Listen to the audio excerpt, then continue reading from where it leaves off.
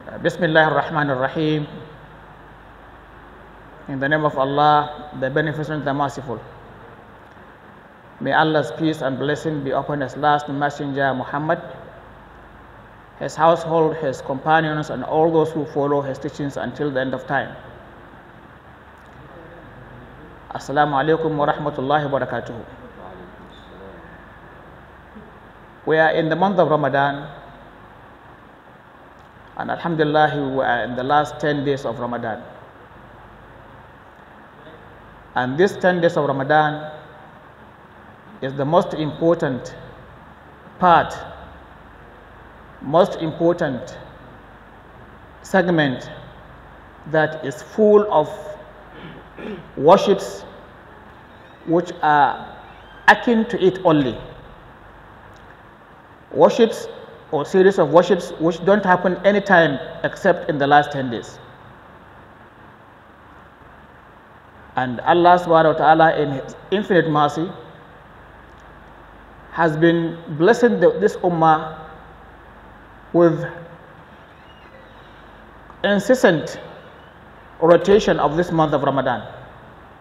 The month of blessing, the month of mercy, the month of worship, the month of Quran, the month of I'tikaf, the month of Sadaqatul Witr, Zakatul Fitr. It is the month in which Allah subhanahu wa ta'ala has told His servants that whoever devotes himself with the intention to be rewarded by Allah subhanahu wa ta'ala, full of iman, Allah will blot off all his sins and shortcomings. Man qama Ramadana imanan wa ihtisaban ghufira lahu ma taqaddama min dhanbihi. This is what the Prophet said about it. Whoever stands firmly, consistently, sincerely, worshipping Allah with the hope that Allah will accept his reward and his worships and reward him abundantly and immensely, definitely Allah subhanahu wa ta'ala will accept his worships and will forgive all his shortcomings and all his sins that he has committed between him and Allah subhanahu wa ta'ala. Therefore, in this last 10 days, we have the most important night in Islam, or rather throughout the year. There is no night like unto it. And this night is called the night of decree, the night of power. It is the night in which the Holy Quran was revealed completely from Lawh al-Mahfuz, the protected slates of Allah, the computer house of Allah, to Bayt al-Ma'mur, to the store on the first floor of the heavens. And from there, it was revealed to Prophet Muhammad within a period of 23 years. So, and every Ramadan, the angel Jibril will come to the Prophet and sit him down and tell him, read whatever that has been revealed unto you in the previous years.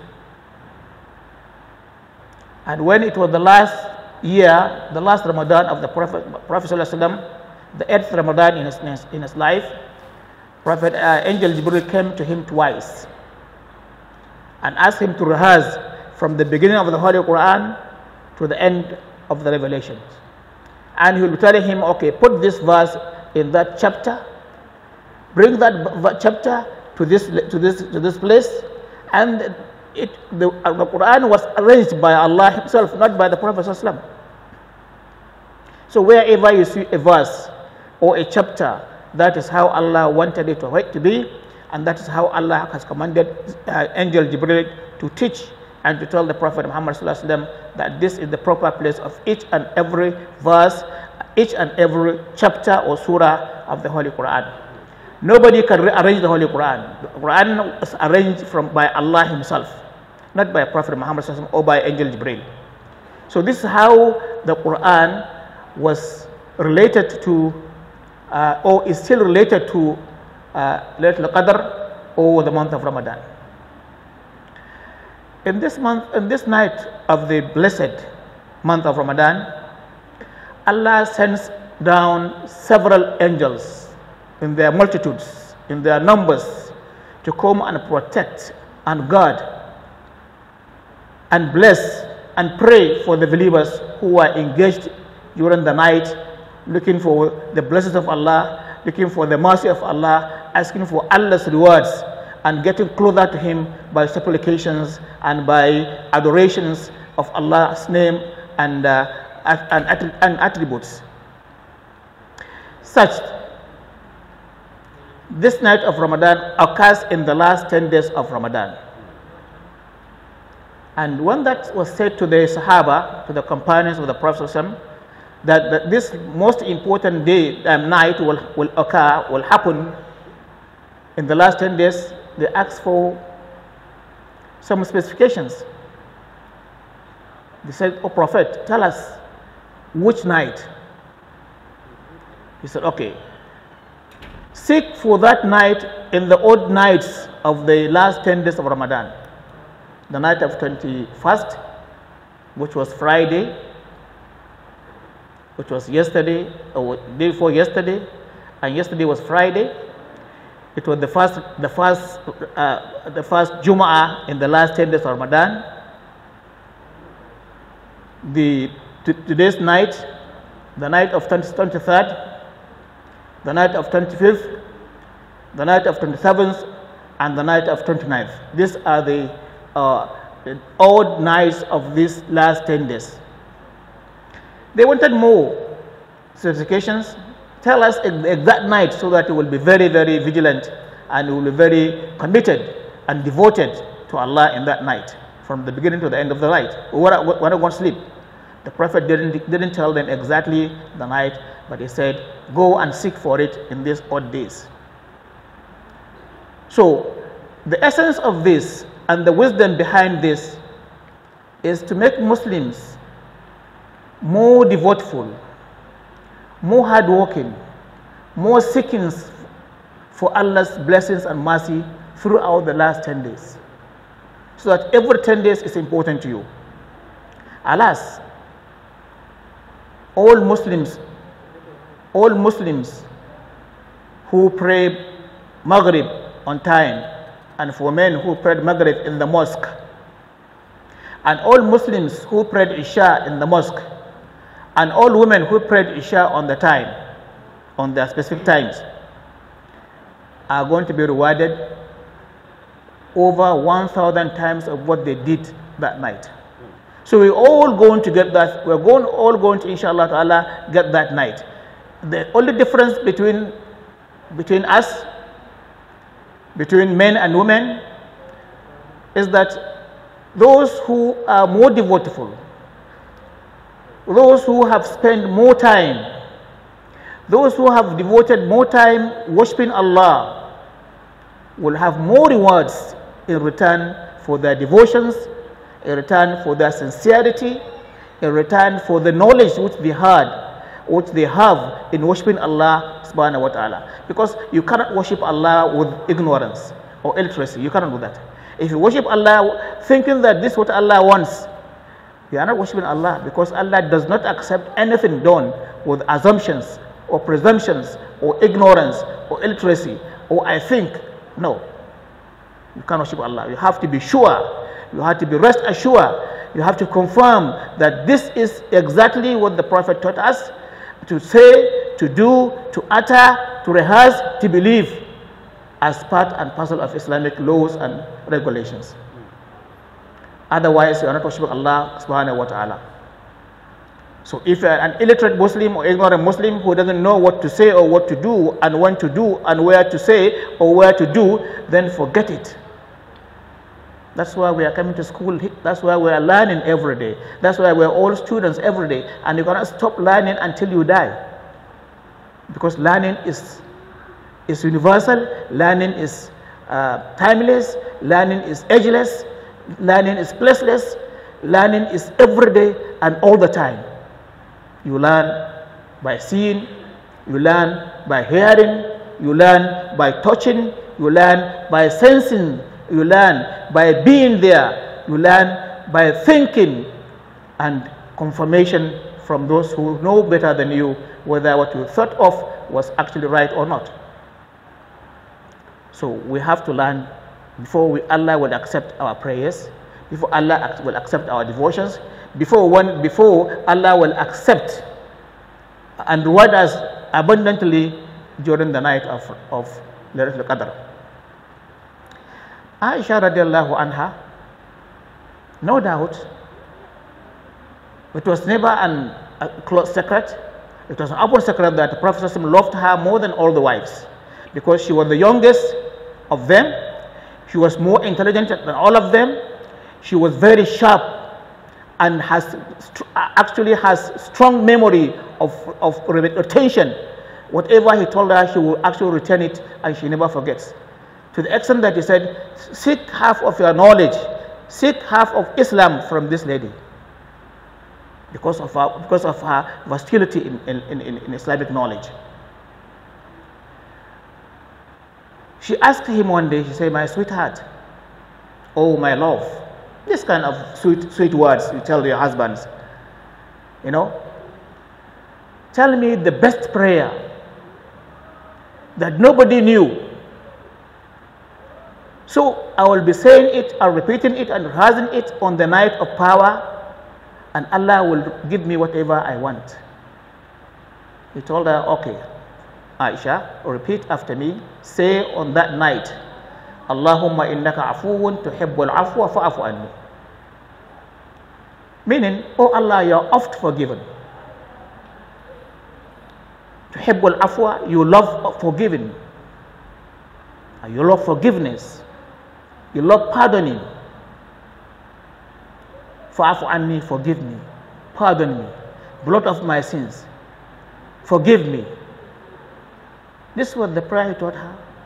He didn't teach her that ask for this world, ask for all the bracelets of gold and the necklaces and the earrings and no, he didn't ask.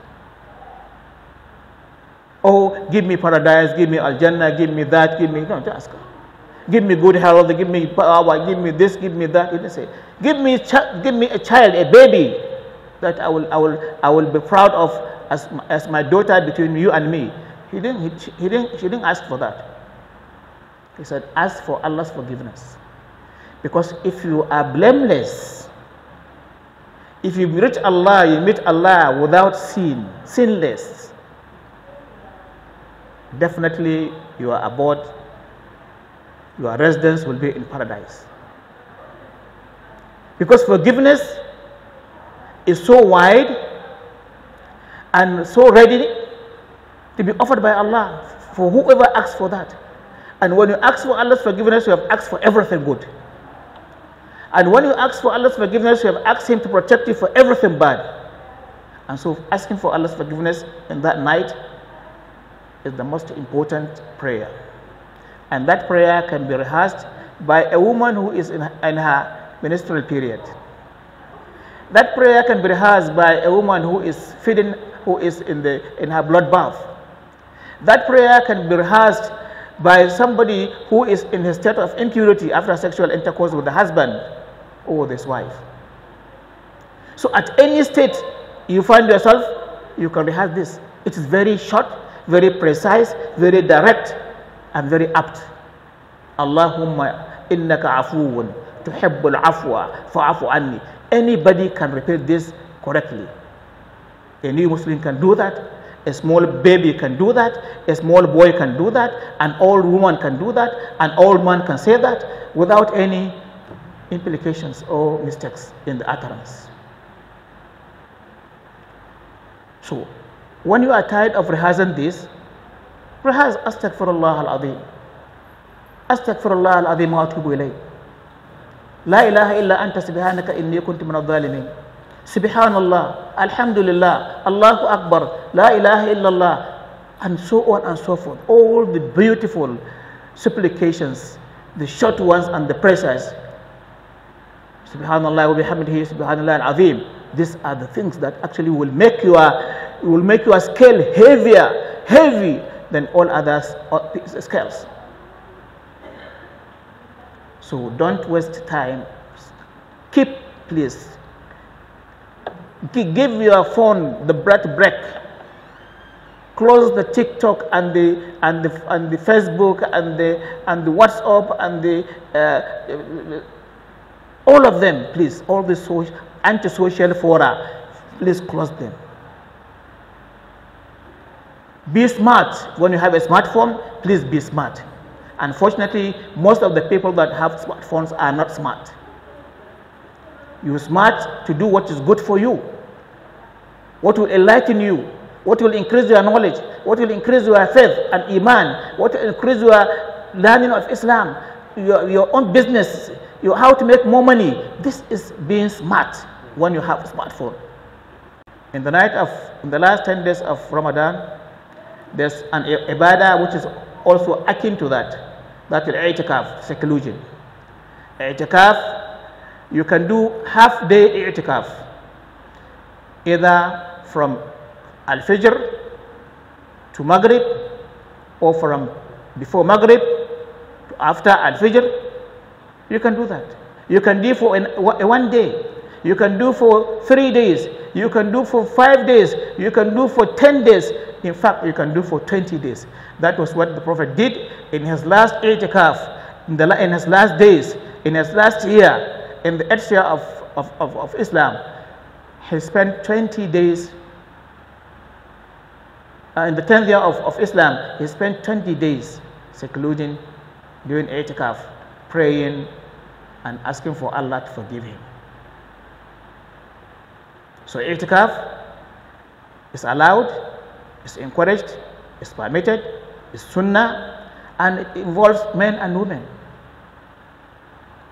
Unfortunately, some bad acts, some bad people, some satanic human beings have tried to bring so many problems, making many mosques, closing the door and the window for i'tikaf. But there are still some mosques that scrutinize those who are going to do i'tikaf, men and women, under special care, under special vigilance, and under special scrutiny, with assurances, so that what has been done, of the immorality that has been done, will not be repeated in any mosque again. So i'tikaf is allowed. Those who are the men who are actually going to do i'tikaf, and if the day actually includes Friday, they should go to a bigger mosque and do i'tikaf in that mosque where Jumu'ah prayer is held. Because if you live at a smaller mosque and go to Friday prayers while you are in the state of i'tikaf, your i'tikaf has become null and void. And it is not allowed for any intending i'tikaf man to travel from Zaria to Abuja, or from Abuja to Lagos, or from Sokoto to Kano, or from Maiduguri to Abuja, to come to Abuja and do i'tikaf, or to go to Sokoto and do i'tikaf, or to go to Kano and do i'tikaf, from one town to another, or one state to another. It's not allowed. Only 3 mosques Islam permits you to travel in order to go and make i'tikaf.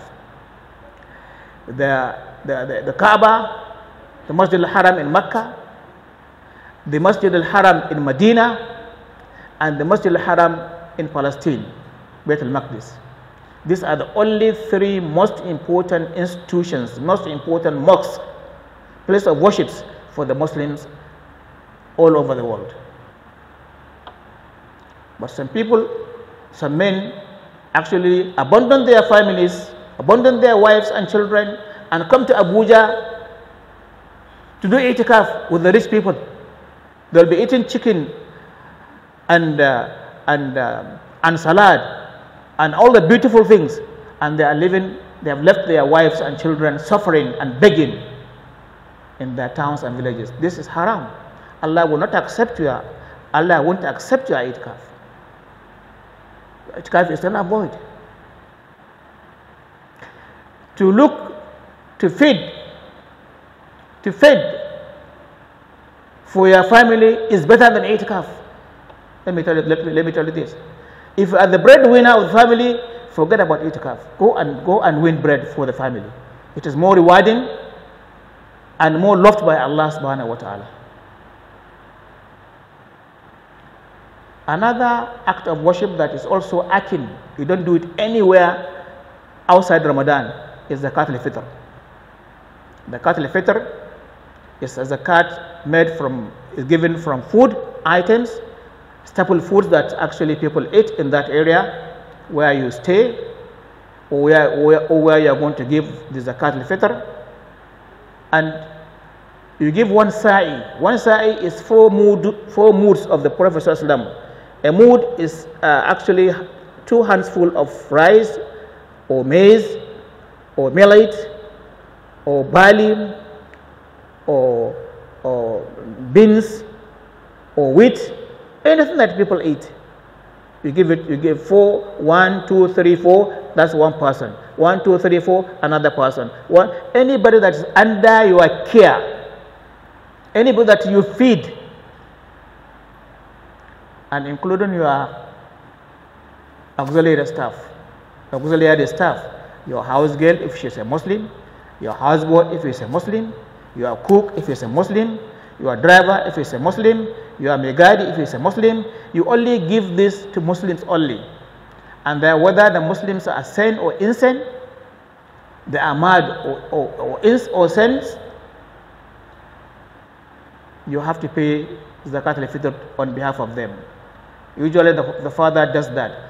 And the last day to give was before you go to the Eid ground. Early in the morning, you give it out.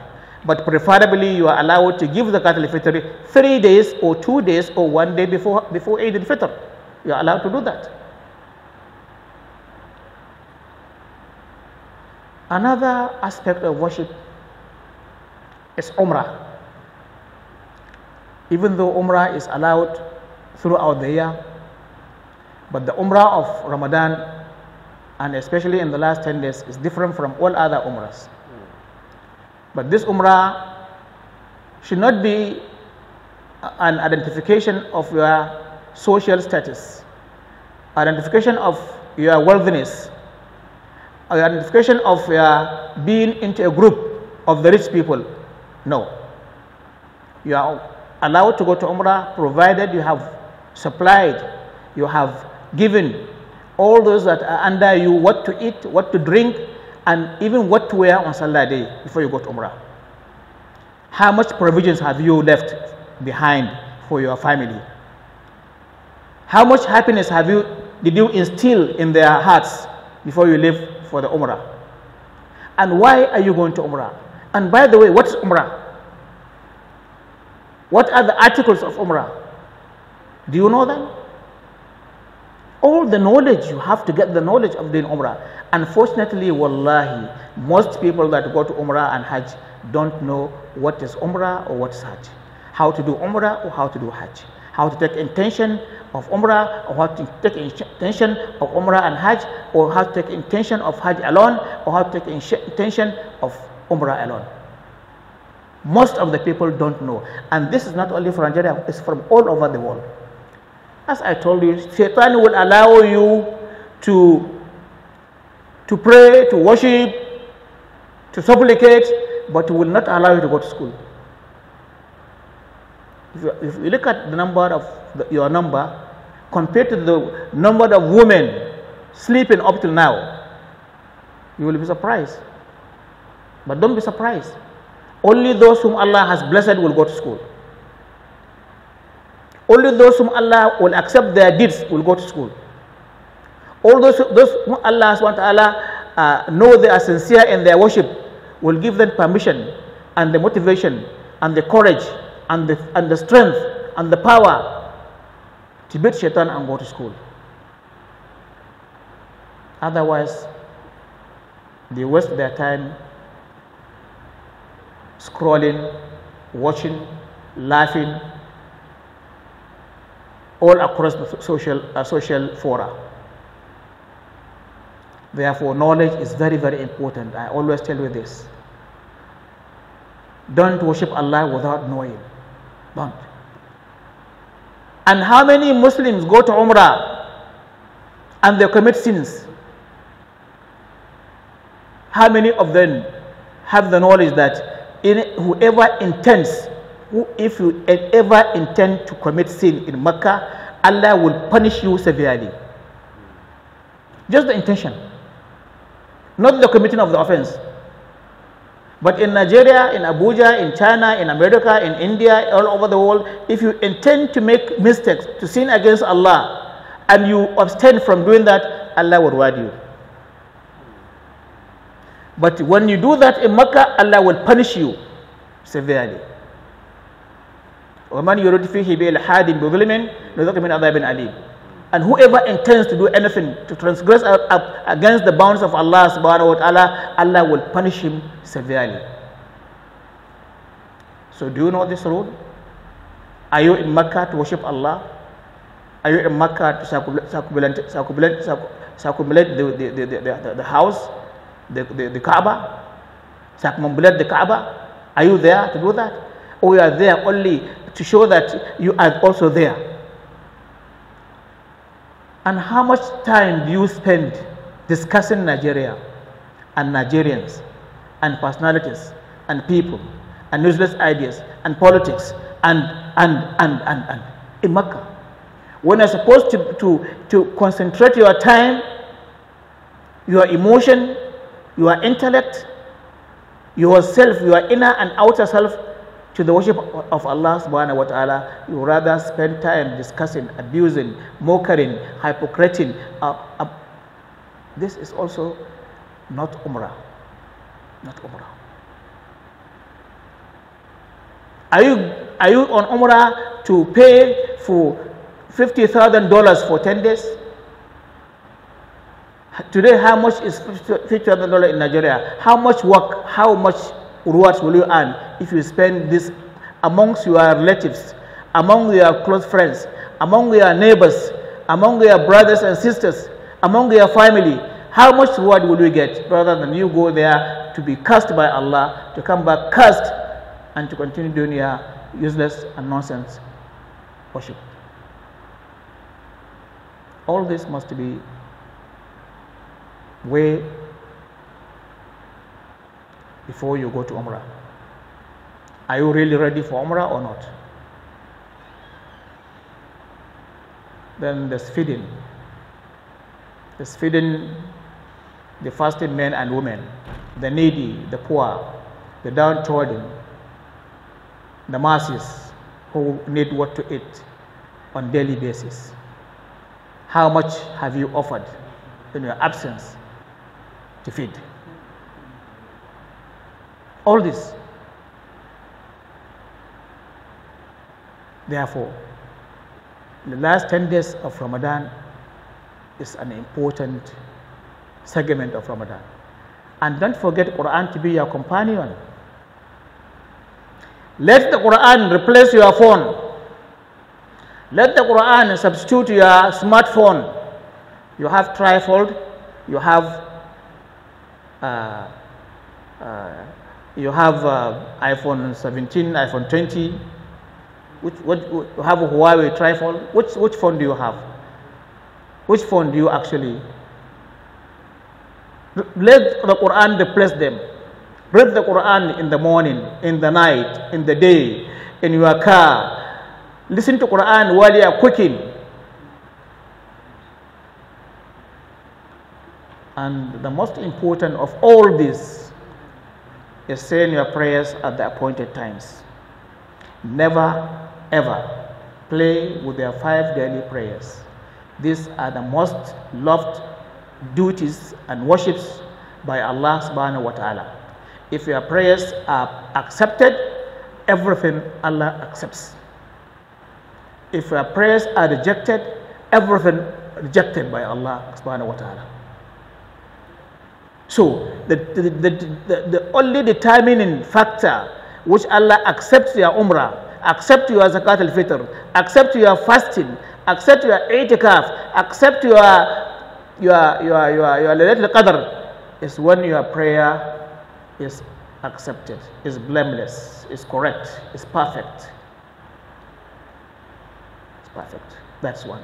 So whatever you're going to do, no matter how much you're going to spend of time, of money, of resources, to learn how to pray correctly, how to purify yourself from all that, how to perform ablution correctly, and how to pray correctly, the postures, the prostrations, the sujood, the everything, the qiyam, the fatiha, and everything, and the salam. Please pay your time, pay from your time, pay from your money, so that you will be a Muslim that Allah is ready to receive in the year after into the blissful of paradise. These are the few things I can remember that every Muslim woman and men, women and men ought to do. Not are supposed to do, but ought to do. You must do them in order to be rewarded for a deed of more than 83 years, of more than 1,000 months. Laylatul Qadr. May Allah subhanahu wa ta'ala in His infinite mercy grant us the fortune to witness this night of power. And when that happens, may Allah multiply or reward us without quantification, to reward us immensely without count, to reward us abundantly beyond our enumerations. May Allah forgive our sins and shortcomings. May Allah give us good health to worship Him. May Allah bless us with good husbands and wives. May Allah bless us with good offspring, children, men and boys and girls. May Allah give us security of our life, of our property, of our religion, of our nation. May Allah in His infinite mercy grant this country good leaders. We need them because we want people who will come and steer our affairs in the right directions. May Allah protect our growing up children, girls and boys, from all the hunters, the predators who are looking for them to destroy them with drugs, with illicit sexual intercourse, with all kinds of drugs and alcohol. May Allah protect them and protect all of us from being prey to these bad hunters who are paid, sponsored, trained to come and destroy our future and the future of our children. Those who are sick at homes or on the sick beds in different hospitals, may Allah cure them and give them good health. Those of us who think we are healthy, may Allah increase in our health, and may Allah grant us to worship Him and to thank Him for the good health given to us. The insecurity that is rampant in this country, may Allah bring security to all of us. The banditry that also engulfs a big chunk of this country, may Allah actually free us from the banditry and terrorism of these few individuals who actually have chosen to kill, to maim, and to destroy properties and human beings. May Allah make us one of those who will be forgiven throughout in this month, who will be merciful to them throughout in this month, and whom Allah will salvage from hellfire throughout their lifetimes. For the simple reasons that I will just discuss before the lessons, I would like to call or tell my sisters and also our followers on social media or YouTube, those who follow our lessons, that inshallah today will be the last day where we are going to close our tafsir, because I can see a lot of you have traveled for Umrah. They have traveled. May Allah accept their Umrah. Alhamdulillah, they have learned much and maybe enough for their Umrah. And I hope that inshallah next year Allah will also converge us with more comers and more students, and may Allah make the class to grow. And we want to assure you that as long as we are breathing, as long as we live, we will come here, even if only one person amongst you will come. We are not going to be greedy or stingy with the knowledge that Allah has given us. We are willing, or anytime, anywhere, to share with you what Allah has taught us, what Allah has given us of knowledge and wisdom, so that all of us, inshallah, will be residents of paradise, Yawm al-Qiyamah. May Allah enliven us, grant us more lifespan to witness more and more Ramadan. With this, I want to say, Assalamu alaikum wa rahmatullahi wa barakatuh.